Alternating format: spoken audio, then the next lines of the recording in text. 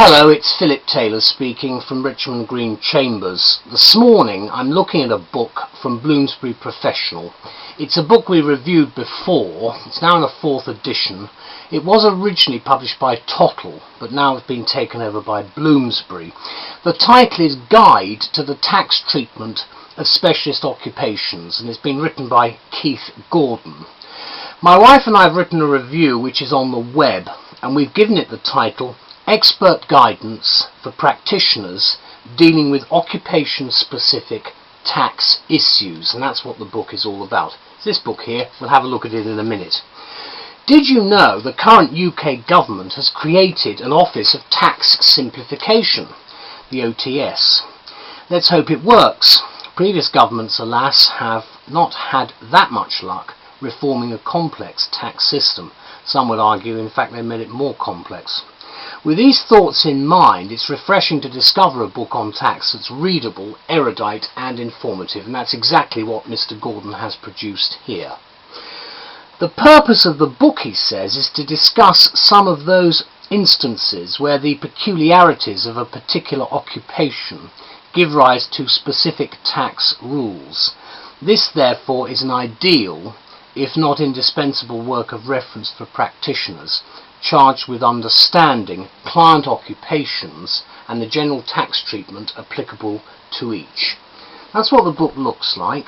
There's the spine, and you've got at the back, you can see quite a lot of detail there. It's quite a heavy book, runs to something just over 350 pages. There's the index. You can see the structure of the book. There's a useful series of appendices at the back, which lists, for instance, that deals with early retirement. There are various other important appendices which are very much the detail of the book. But then you get down to the actual chapter headings, and you can see there's a nice use of paragraph numbering at the sides, and it actually gives a great deal of useful information. There isn't any footnoting as such, but what you do have is a very substantial list of statutory instruments, statutes, and very useful contents to give you an idea of what's in it. And what Mr. Gordon has done is given a useful preface to the fourth edition, which I think is well worth reading. It's a diverse range that's covered here by the publication itself. But the book has a good reputation. It's one that I like. I certainly find it very easy to read, which is thankfully useful in tax. And it's been well established. The new second chapter examines provisions that the HMRC might treat as income as well as capital gains. So I think that's one that we should be looking at very carefully. And there's other new material covering fishermen, mobile workers and independent contractors.